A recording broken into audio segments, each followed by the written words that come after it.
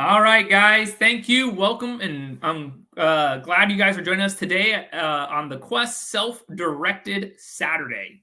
So, with the time of year, we all know it's tax season. For me, I'm one of those procrastinators. My CPA hates me because I wait and I send him everything the very last minute, right? And I'm like, why is it not done? I'm one of those guys. So, don't be that person. But today we are actually bringing on three of the top CPAs, especially out here in Texas, to talk about things on the IRA side and the investing side via real estate. So before I kind of dive into what they're here to talk about today, I just want to make some pretty much brief announcements on Quest real fast. Obviously, we have so many classes that are coming up. We have our virtual happy hours that we always like to do. We have just the weekly classes Monday through Friday, depending on which day of the week it's going to be. And please check out our YouTube and Facebook videos that we have. Like and subscribe to any videos and let us know what you want us to talk about and teach about. We do our best to try to find in speakers from all across the U.S. to make sure they can talk on different things.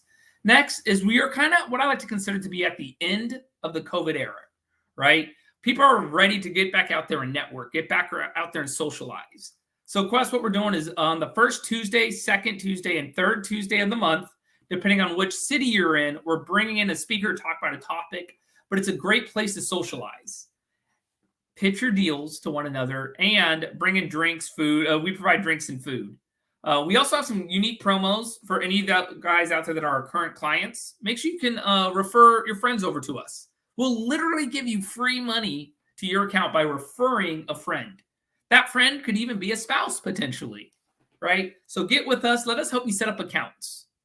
Now we're going to get to some of the big events that we have coming up. And these next three are ones that I'm really excited about. And the first one's going to be the Major League Investing events. On March 3rd, 10th, and the 17th, depending on which city you're in, we're going to have speakers come in and talk about different levels of deals.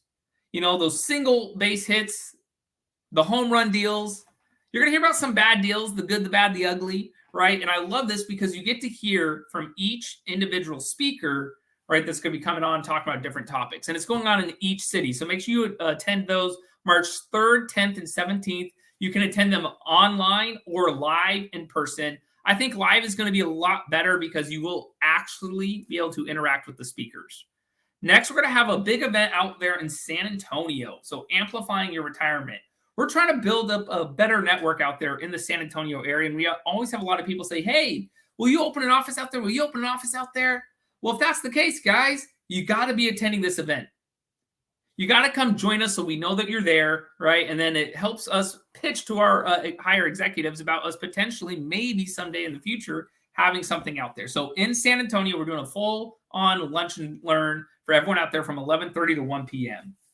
The final event, though, is the biggest one of the year. This is an absolute must-attend event. It really, really is. We're going to have in between 35 to 40 speakers from across the U.S. talking on different topics. None of them will be selling programs or anything like that. We're going to be bringing in CPAs and tax attorneys to talk about entity structures, very similar to kind of what today is going to be. And lastly, we're going to have so many vendors that can help you get started in any area of investing when it comes to your self-directed IRA. This is once again an absolute must-attend event. Our goal is to have a little over 1,000 people here. Now, if you attended any of our previous expos, you know how large they were, how packed they were, and we're going to be doing a short video at the end of this, probably on the expo as well. So without any further ado, I'm going to bring up each one of our CPAs one by one and let them kind of introduce themselves. But all these people are experts in their field. They have spoken on several different platforms, and each of them have worked with not only us, but many of our clients at Quest. So I'm going to start with Mr. Brandon Hall. Brandon, how you doing? I'm doing well. Thanks a lot for having me here today. Excellent. Well, can you give me a brief summary on what how long you've been a CPA and kind of what your expert fields are in? Sure. So I started my firm in 2016 and have been working with real estate investors ever since.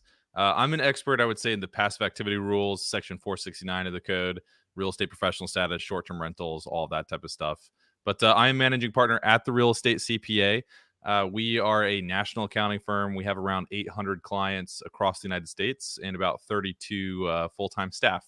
And yeah, love everything real estate. I'm a real estate investor myself, have about 25 units and short-term rental as well. Love it. Love it. So thank you, Brandon. The next individual, man, I love if you ever have a chance to see him speak live by himself, okay, and ever have a chance to stop by his booth, he literally fights taxation. So Michael Plax, how you doing? Doing good. Okay, thanks, Derek. Tell me a little bit about yourself for our audience. Okay, so pleasure to be always on a Quest event. And what Derek was referred to, like today, I did not dress up for the occasion. Normally, I wear my red gloves to beat up the guy who is social distancing behind me. I've been in this business for about as much as Brandon has been alive. So like for 25 years, I've been working as an accountant for real estate clients exclusively. So I'm the founder of real estate REI, or like REI, real estate investment tax firm. So we work exclusively with real estate investors. So have clients all over the states and frequently talk about those topics on events like yours. And happy to contribute today. Awesome. Well, thank you, Michael. So the next CPA and final CPA we're bringing on is actually a good friend of mine. I've actually reached out to him to help me some of my own taxes and things like that as well. And he helps a lot of our clients on their solo 401k side. So Adam, how are you doing today? Well, Derek, I feel like I have a tough act to follow there because I don't wear boxing gloves when I give presentations, and I kind of wish I did. I'm really happy to be here, Derek. Thanks for having me on again. It's always fun to work with the Quest team. My name's Adam Barr. I'm a CPA here in Houston, Texas at MGA LLP. I'm one of the partners at the firm here. Our firm has been in business for about 30 years, of which 9 I've spent here. We do a lot of work with small business and medium-sized businesses and the owners of those businesses. So we have a lot of knowledge with respect to business tax planning and just general business consulting. And like the other fine folks on the call here, we also have a lot of real estate experience. It's probably our largest practice area, but not a majority by any means. And I also have significant experience assisting with, like you said, self-directed IRA issues and solo 401k issues and UBTI and things like that. So yeah, it's all that fun stuff.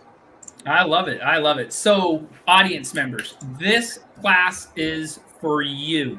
You need to understand that these 3 CPAs are the top individuals in their field. You can reach out to any of them to have them help you with your real estate needs, with your IRA needs, with your 990Ts, your 401ks, you name it.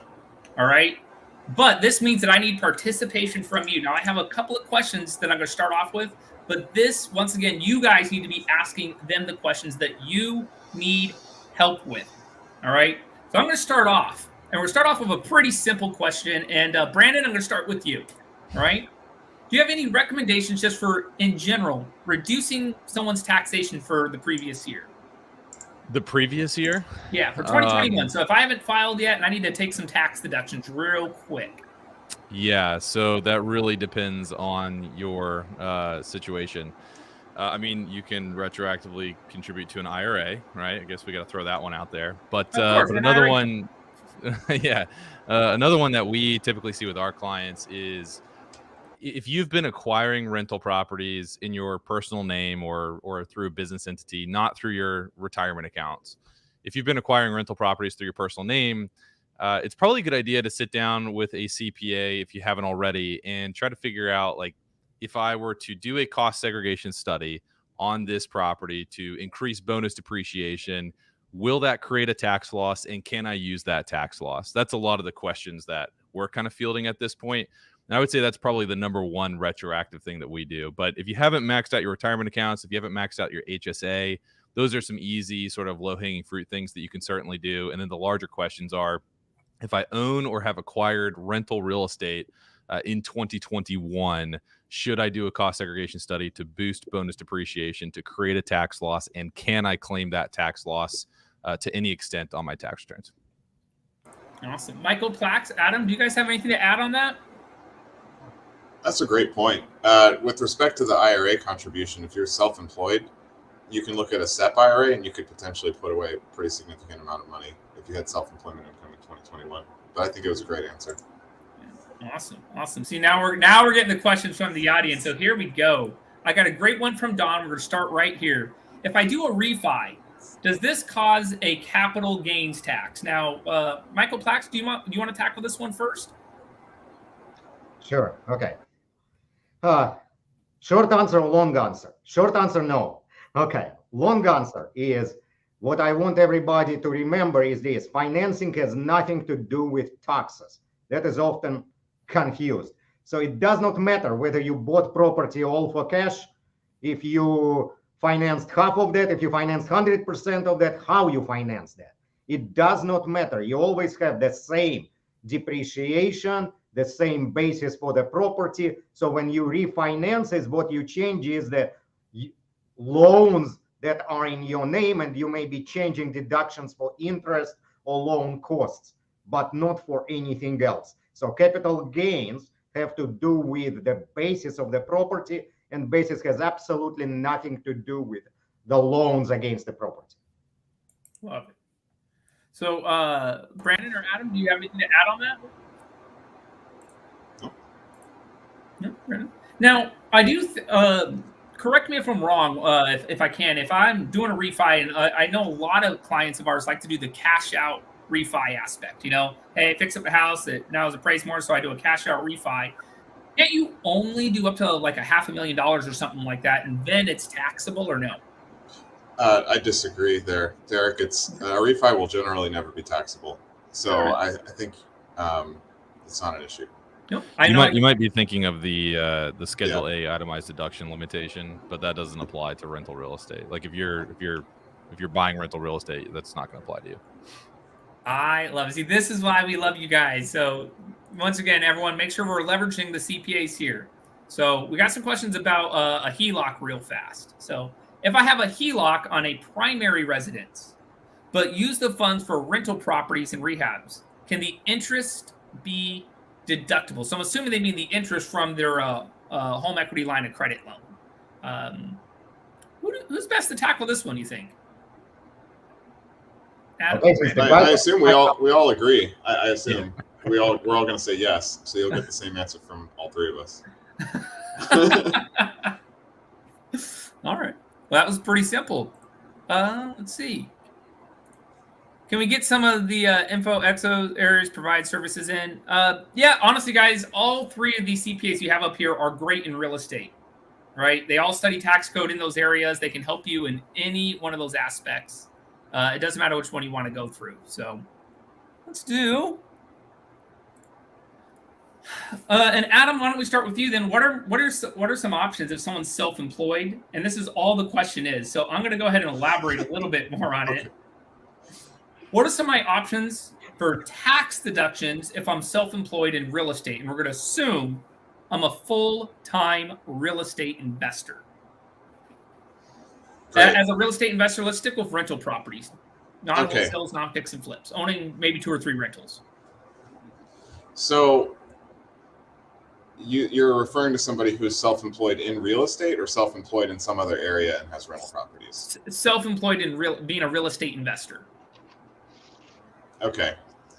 So, and the hypothetical individual only has rental properties, right? Only has rentals. We're going to, because I think if we start to get, we can dive into this and say, oh, we have some fix and flips in there and we have some. Sure. The issue is that rental income isn't considered to be self-employment income. So I don't think the question quite works. Okay. So do you mind if I take it in a different direction? Absolutely. Absolutely. All right. So let's say that you're a real estate professional. You spend all of your time in real estate. You meet the test, which is 750 hours a year. And real estate is the thing that you do more than anything else. So if let's say that you have a business where you're fixing and flipping homes, and then also you retain some of those as rental properties. So that's kind of like maybe a typical case of what a real estate investor who's really churning and burning might look like, right? Mm-hmm. So with respect to the flips, you're going to have self-employment income from that, depending on how you structure it. You know, you can have structures where if you put it in an S corp, you wouldn't have self-employment income. But since the question is, what are my options if I'm self-employed? We're going to assume that's really a Schedule C activity, a business on their personal tax return. So with respect to tax planning for somebody who's in that position, obviously having the self-employment income would give them the opportunity to set up either a solo 401k or a SEP IRA and put away a pretty significant chunk of change into those tax-deferred retirement accounts, potentially around 20% of their net profit from that flipping activity. And then additionally, since they're a real estate professional, they have an opportunity to acquire rental properties and, like Brandon mentioned earlier, do a cost seg and sort of determine what accelerated bonus depreciation they might have available with respect to those rental property purchases. And then obviously whether they can deduct certain costs related to the rehab and things like that. You can potentially create pretty significant tax losses from those real estate properties that you're buying to hold as rentals. And that can help offset your profit from the flips so that you end up in a situation where you're paying little or no tax. I don't know. Do you think that's the intention of the question, Derek? I think so. I think at least it was well-rounded, which has now led to about 30 questions from the audience. So okay. I love this. So if you don't Brandon, mind, I want to... No, please butt in there, Brandon. Yeah. I would just like to expand on that a little bit. So everything that Adam said was right. The one thing that I want to kind of expand on a little bit further is there's a concept of material participation. And when you are self-employed and you're not self-employed as a landlord, right? So you're a flipper, a broker, a builder, developer, whatever. You're doing that full time. You're going to qualify as a real estate professional. So you're going to hit the 750-hour test and the more time than anywhere else test.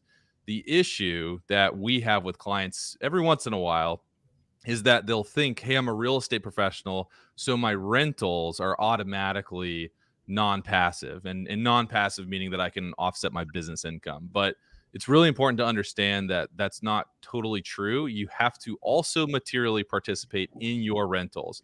So what can happen is you can be a real estate professional working in one of these real property trades or businesses, but your rentals could still be passive, meaning that you could not use the tax losses to offset your business income or your spouse's W-2 income. So it's always really important to remember, come back and materially participate in the rentals. And the only reason I want to stress that is just we've had clients in the past that thought that they were real estate professionals. Then you get to tax time and you ask them, all right, where's that time log for your rental property? And they're like, oh, I have a property manager on it.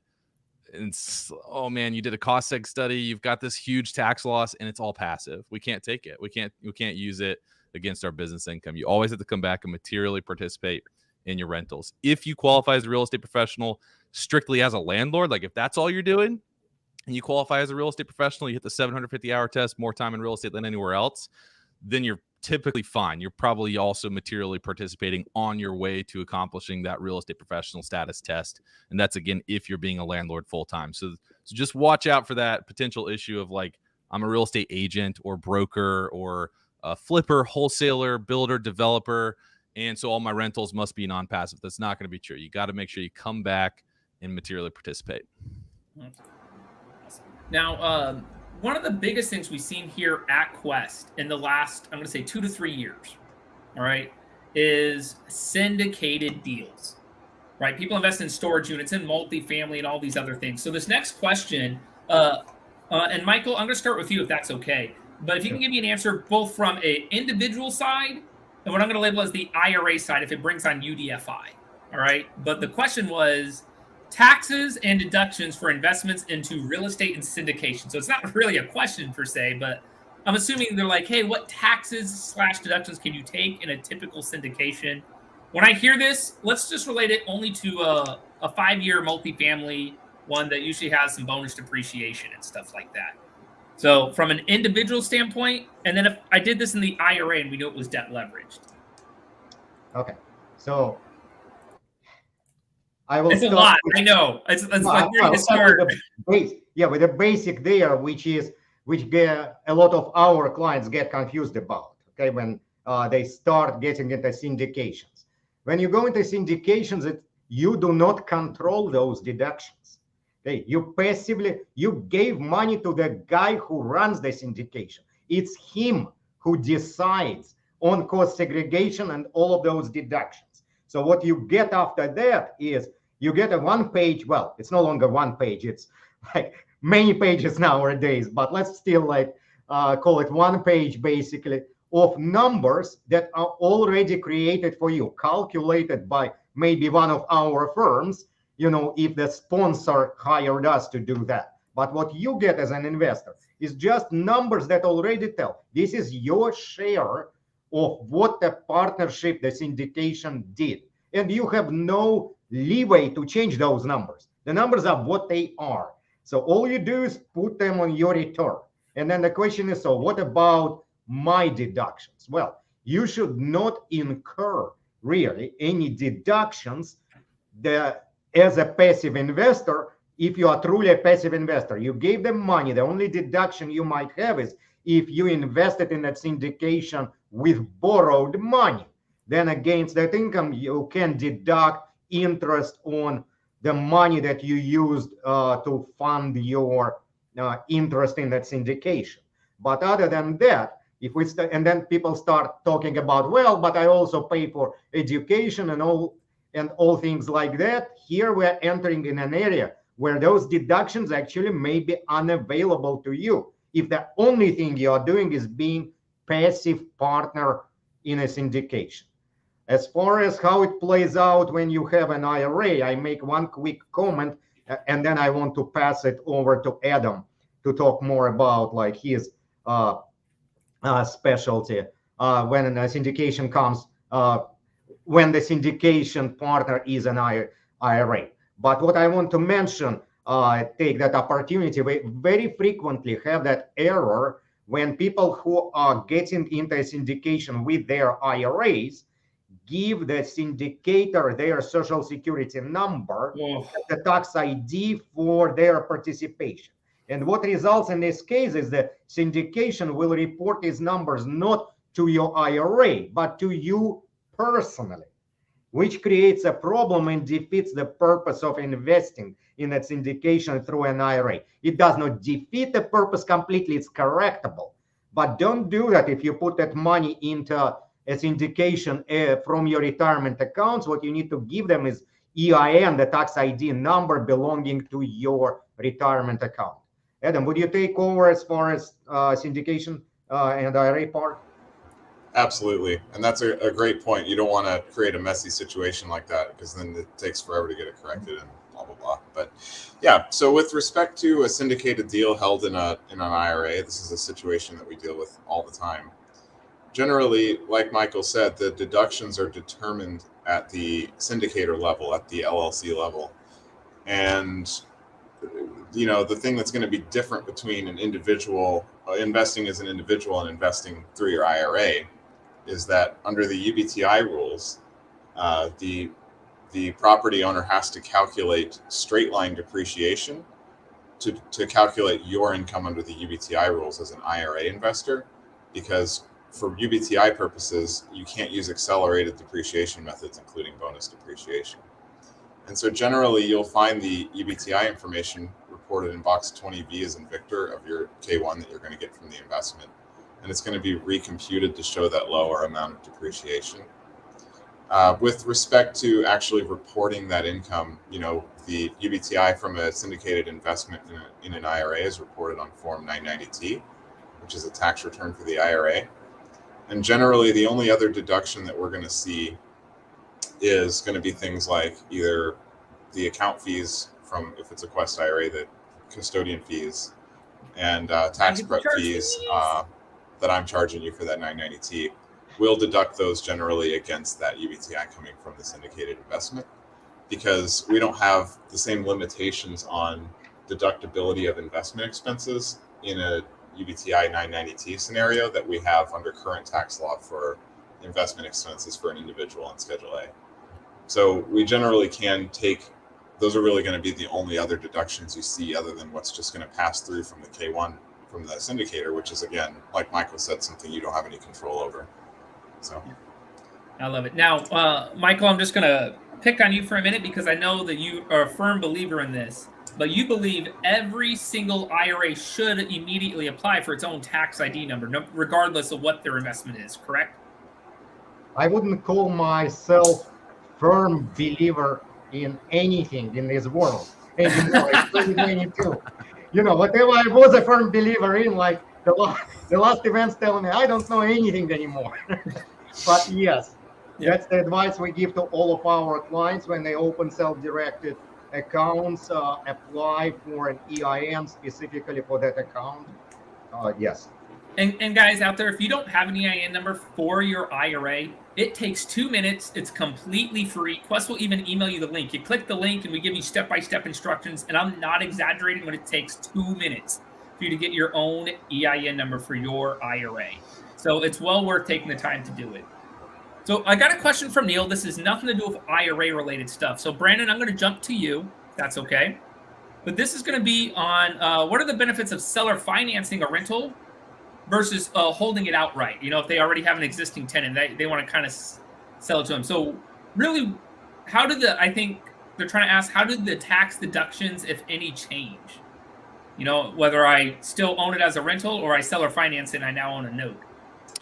Yeah. So if you were to, it's what I call a straight up sale. If you were to just sell it straight up and you weren't going to do any sort of deferral strategy, then you're going to have depreciation recapture. Some might be accelerated depreciation recapture. Some might be unrecaptured 1250 gain, which is that 25% recapture that everybody talks about.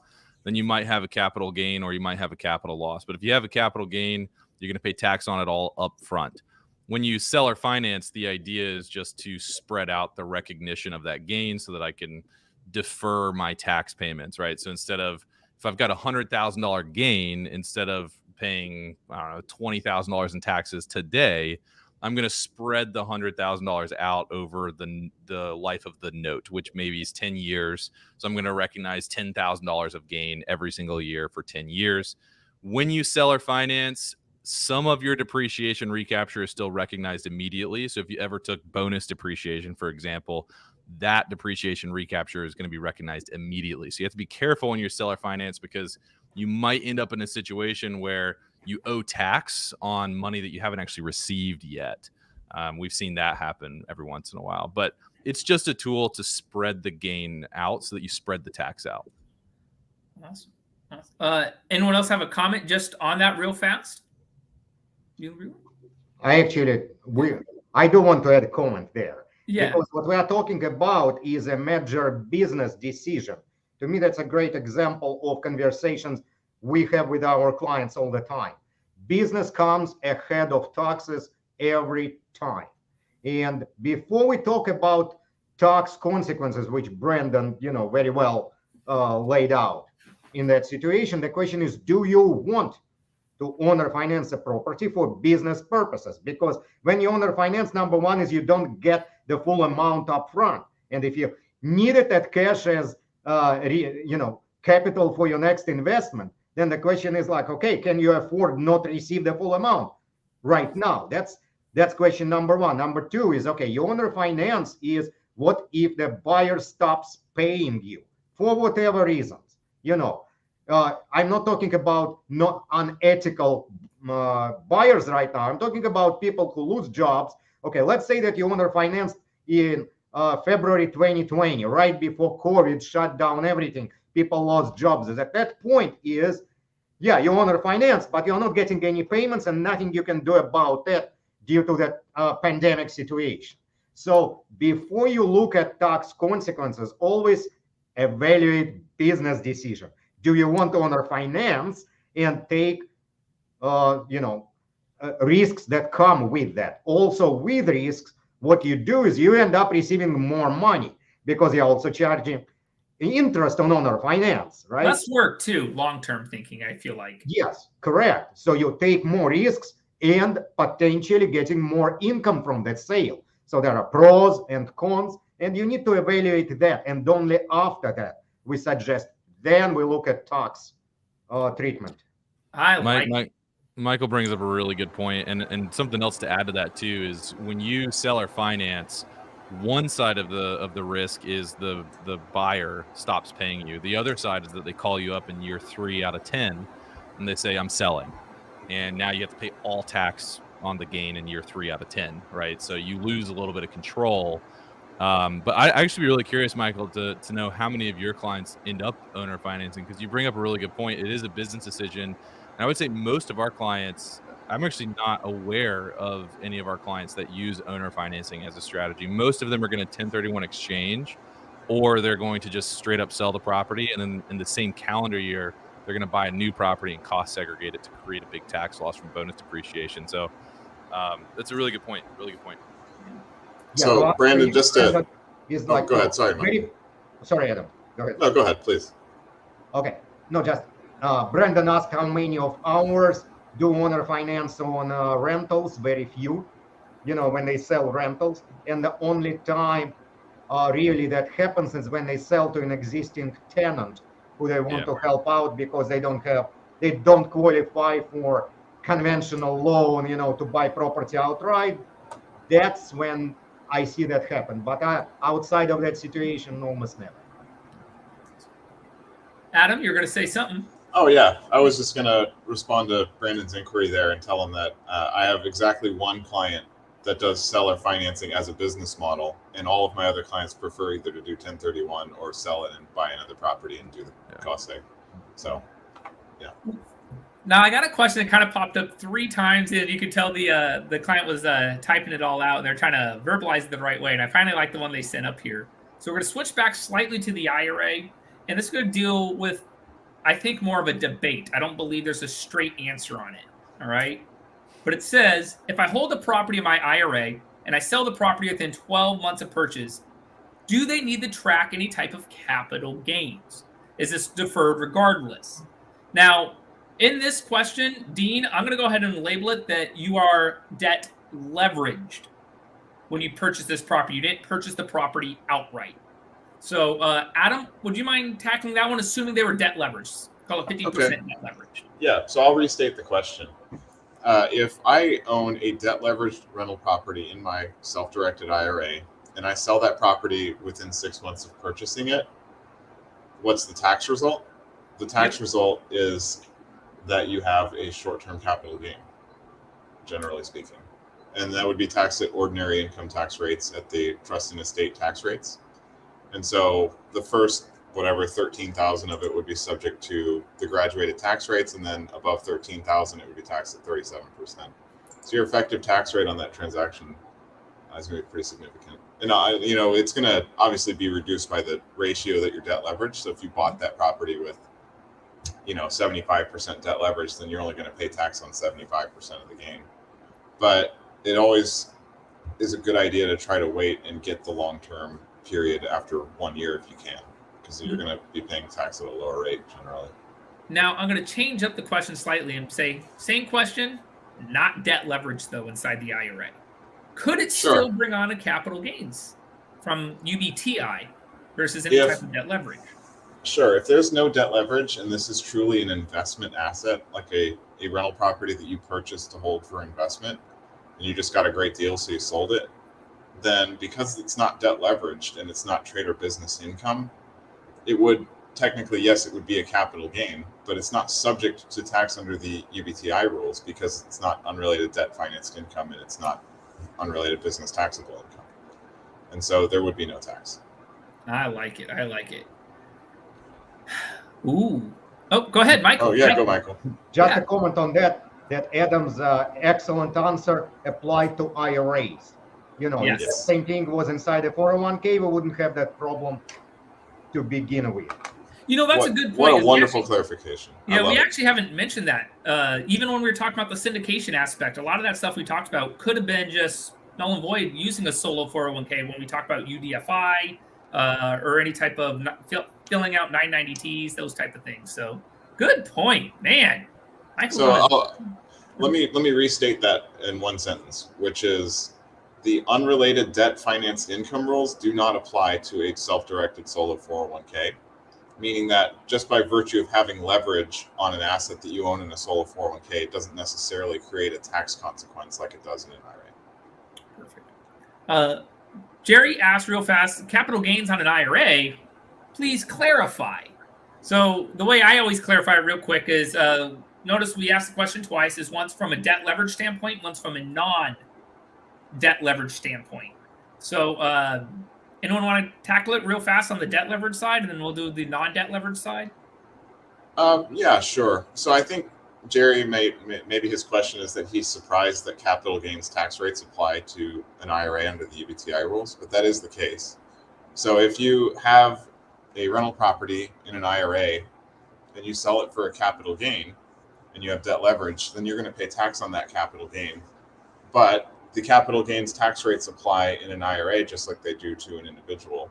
So you're going to have a maximum, if it's a long-term capital gain of more than 1 year, you're going to have a maximum tax rate of 20% on that gain. Plus, there might be some portion of 1250 recapture at 25%. So you're not paying the maximum ordinary income tax rate of 37% on long-term capital gains in an IRA. You're actually paying the capital gains tax rate if it's long-term. So, Michael, Brandon, Bueller?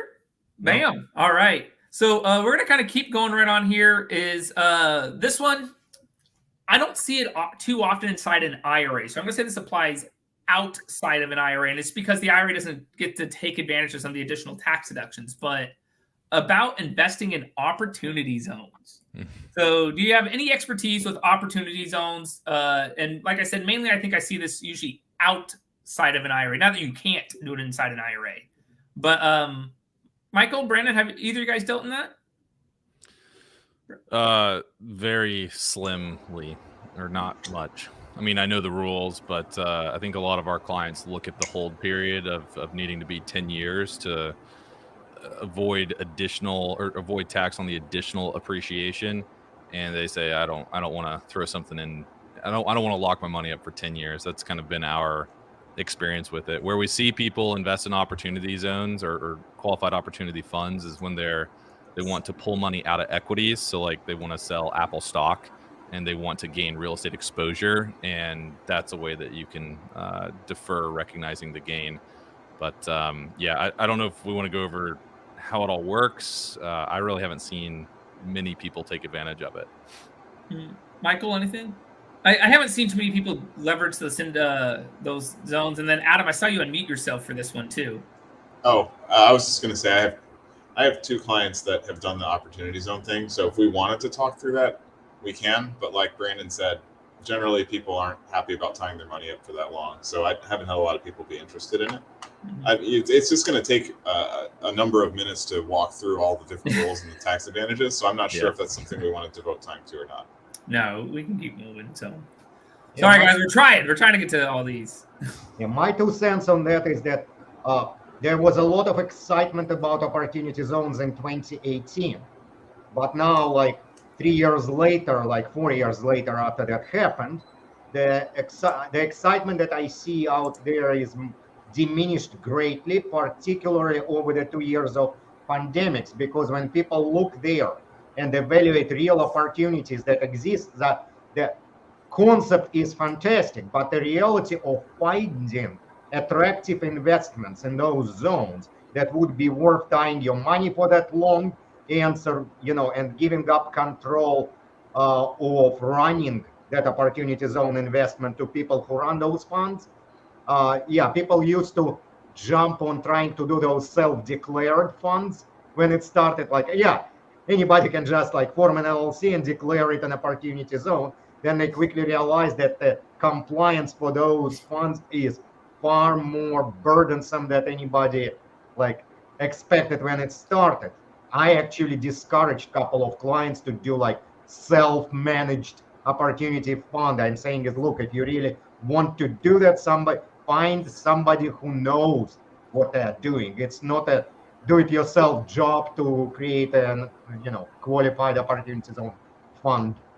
I like it. I got a question on primary residence here. So this is outside of an IRA, and Michael, I'm going to start with you on this one.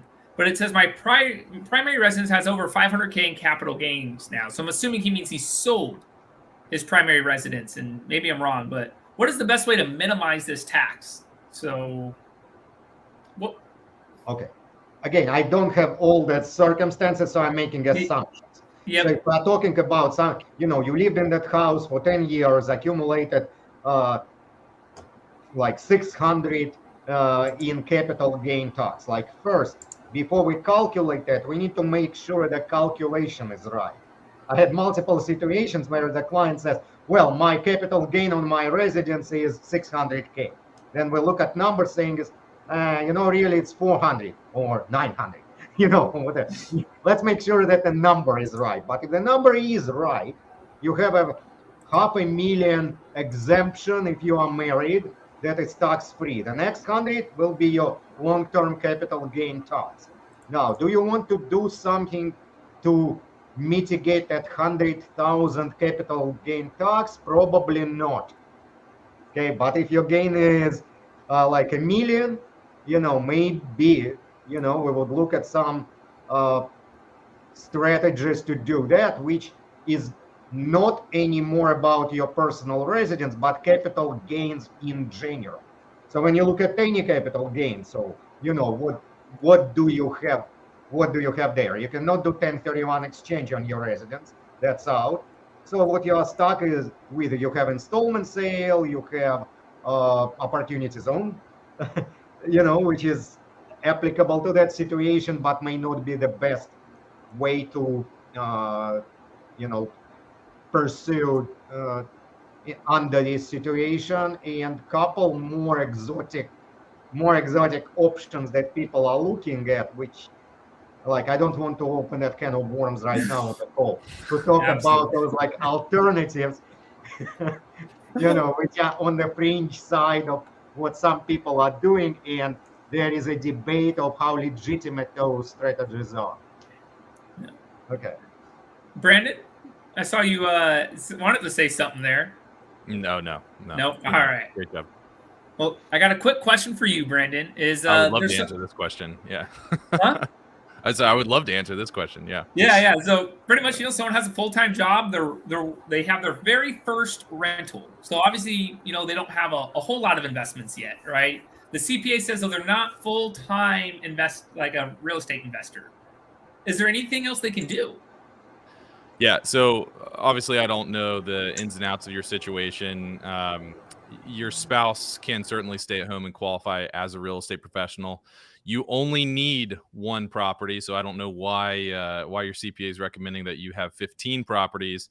But there are tax court cases. There's Smith versus Commissioner, which was a 2014 tax case. One property, qualified as a real estate professional, and also Franco versus Commissioner, which I believe was a more recent one, I think 2018. Where they had two properties and qualified as a real estate professional. So Smith versus Commissioner, Franco versus Commissioner, have your CPA read into those and then ask where the 15 property threshold came from. There is no bright line test for how many properties you need to have. It's all about the hours. So as long as you can hit 750 hours and more time in real estate than anywhere else, you are a real estate professional, as long as you're working in a real property trader business, and as long as you're logging hours that aren't like sham hours. You're not logging education and research hours. You're not logging these high-level investor hours and all this travel time. I mean, it's like, you're actually at the property, you're managing it, you're collecting rents, you're engaging with the tenants, you're doing the repairs and the maintenance and that type of thing. You can get there with one property. We don't see it often, but you can get there with one property. Michael, what do you got for me? Okay. I like the comment right here. Get a better CPA. Yeah, but what he just said is, he set me up just now, like, for 25 conversations with upset prospects that are going to say, well, Brandon said you can qualify with one property. They didn't hear anything that Brandon said after that. That's the only part they heard. Brandon said you can qualify with one property. Yes, Brandon then explained what it means, but that went well over like some people's head. I want to make very sure, very clear to say, it's not the number of properties. It has nothing to do with number of properties. For what it's worth, I won an audit case for a client of mine with 2 properties, and real estate professional. Yeah, that it was audited. It went second level to appeals, but we won it on appeals. So it's possible, it's just, that's not about number of properties. That's about number of hours, nature of activities you do. You need to look at that stuff. So what the CPA might be referring to is this. If you just bought a rent-ready property, one house, There is no way on earth that you are going to accumulate enough hours just being a landlord of a long-term house that was rent ready when you bought it. But if you bought, not a single family home, but a fourplex, of which one unit was ready for rent and 3 needed a complete rehab, that you were managing A to Z yourself, spending, 3 months there full time, like trying to bring the other 3 units into rentable condition, then you might qualify. So it's case by case. It's not about number of properties.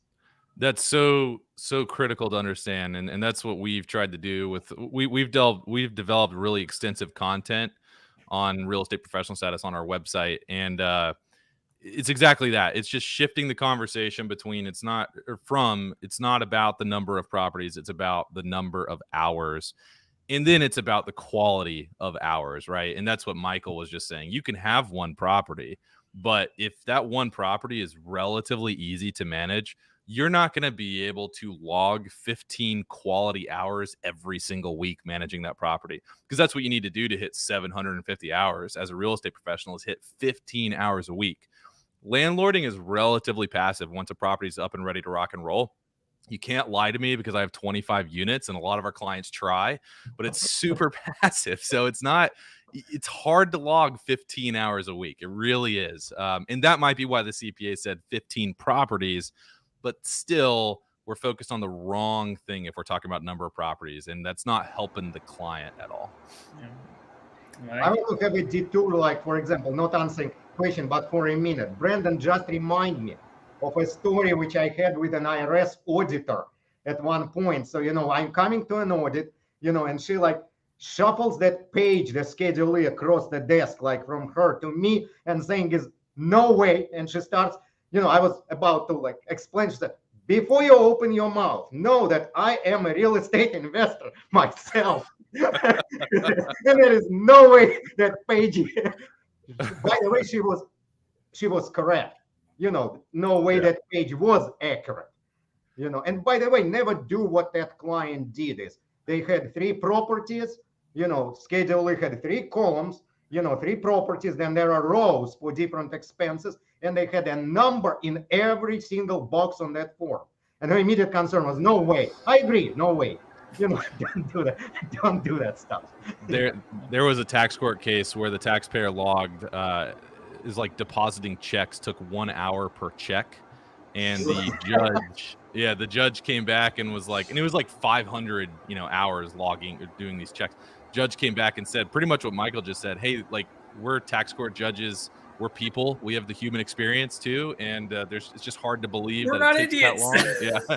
We don't live in a bubble, I think is what he said. So yeah, it's gotta be reasonable. Like, could you explain this without somebody laughing at you? Could you explain it to a friend or family member without them laughing at you? Yeah. Brandon, no, actually they never dealt with Bank of America. Bank of America, it's possible. All right, guys. So we're going to switch gears a little bit. Adam, I'm going to ask you a quick question that popped up, and it kind of has to do more with I'm laughing. I'm sorry. You guys are making me laugh. It's terrible. All right. How do you file the Form 990T, right? I mean, that's pretty easy. For non-recourse loans properties, does the custodian, in this case would be Quest, or the client file it? All right. And is there any type of itemization you might need for certain expenses?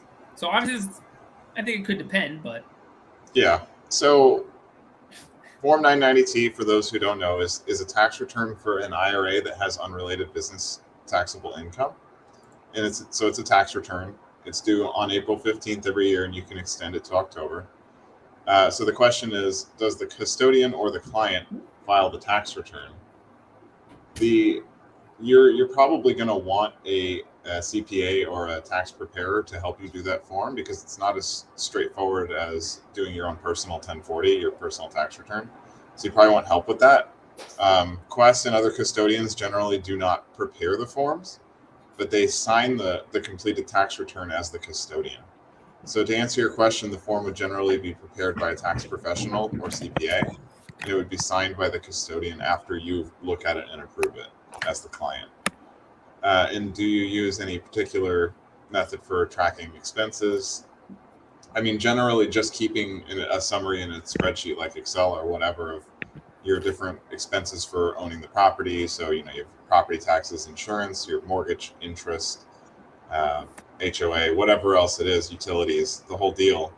You just keep track of those throughout the year. You can use QuickBooks, you can use just a spreadsheet, whatever's easiest for you, but you do need to have that information broken out by category for the tax preparer to use in preparing the Form 990T. And can I take this next one, Derek? Absolutely. It kind of leads right into it. So yeah, so we're kind of natural transition there. So once you have the Form 990T done and you've reported the income, you have to pay the tax due on that income.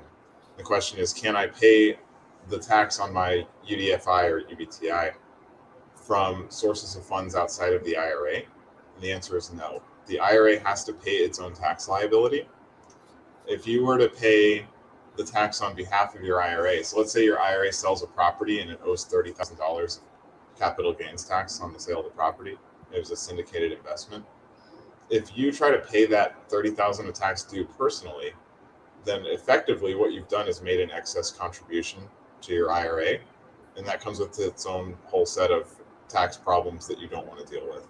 So it is important to maintain some liquidity in the IRA so that the IRA will be able to pay its own tax liability. Awesome. So real quick, guys, just because we only have a couple of minutes left, I want to make sure each of you have a chance to kind of let people on here know how they can get a hold of you. We have so many questions.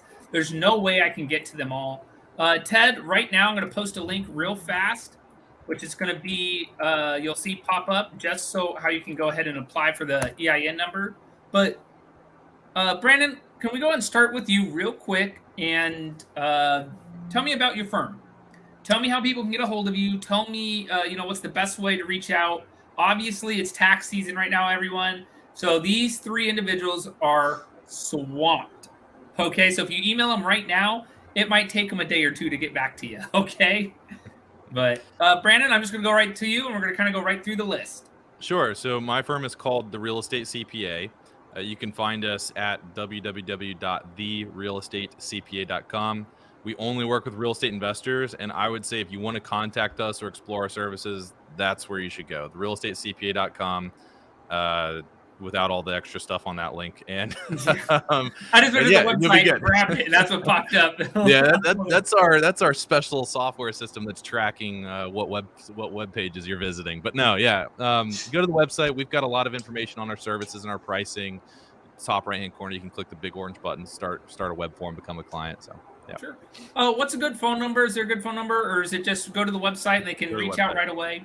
You also have a podcast you do pretty frequently, don't you? I do, yeah. We have 90,000 downloads a month now. So, yeah, it's called the Real Estate CPA Podcast. Yeah, on Awesome. iTunes, Spotify, all the major platforms. I love it. Michael, let's go to you. What's the best way for people to get a hold of you? The best way is to get hold of me is also website, but not Brandon's ours. So my company is called REI Tax Firm. REI stands for Real Estate Investor. So Real Estate Investors Tax Firm, reitaxfirm.com. This week we got a wonderful call. Somebody called us and asked for some bicycle parts, because that REI in the name also refers to the store. No, guys, we don't sell bicycle parts. We only do taxes and business advisory for real estate investors. Website does explain different services we provide that start with tax preparation, which we call like enhanced one. We add some features to that which are not normally offered in straight tax preparation, and it goes all the way to the service which we call black belt advisory service, which is like all included comprehensive service taking care of everything related to accounting, tax planning, and tax preparation. Awesome. Now, the number you guys see there on the screen is for Michael Plax's office, so feel free to reach out. Out of everyone on here, Michael Plax has physically been doing this since the 90s? Since 96, yeah. Since 1996. I'm like these guys at the Super Bowl Hub show, like everybody, all the young people think, who are these guys, It's like too old for right. that. Yeah. And then, Adam, how about you? How can people get a hold of you, get a hold of your firm? Tell me a little bit about it, because you do more than. So I focused with Adam today mainly on like IRAs, solo 401ks, but it's because for me that's what I deal with him with. So, but your firm does everything else as well, correct? Yeah, so I'll talk about that a little bit. But again, like the other guy said, the best way to contact me is our website, which is I actually have the shortest website. It's easiest to remember. MGALLP.com. You can go to our team if you want to see everybody's pictures. We're working on getting better pictures of the partner team. So if you want to see a somewhat amusing picture of our partner team, you can go there. There we go. There we go. But yeah, so our primary line of work is actually assisting small and medium-sized business owners in a wide variety of industries with tax planning, tax consulting, tax compliance, and also we offer full outsourced financial accounting services for some of our larger clients, and we also have an assurance team that does audits and reviews and that type of thing.